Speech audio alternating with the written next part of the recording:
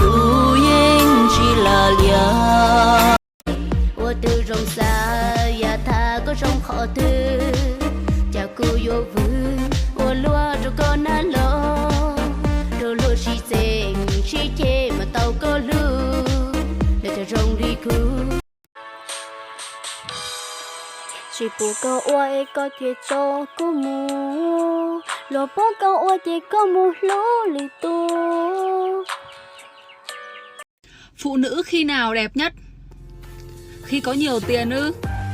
No. Khi cô ấy không thuộc về ai. Comment cái suy nghĩ của bạn nhá.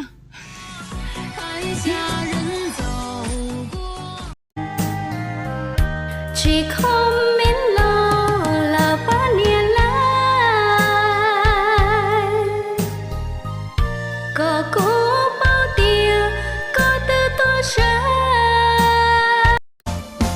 lúa tê gì mà thật lý sao đã lúa tê gì mà thật lý sao gì ý tu nàng tư rong thì chỉ có lúc chỉ rong.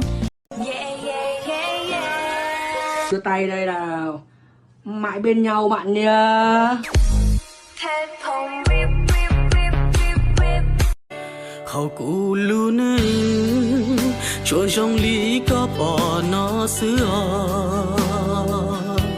ấy có bùa vua lon thua cụ nhỏ tao cụ tên của mùa của nữ bông tàu con đò yo tên râu ca mua chú là một thứ lo tao chỉ ra lại ngán cho lên từ bao mua trái muôn ba chỉ mua tu chậu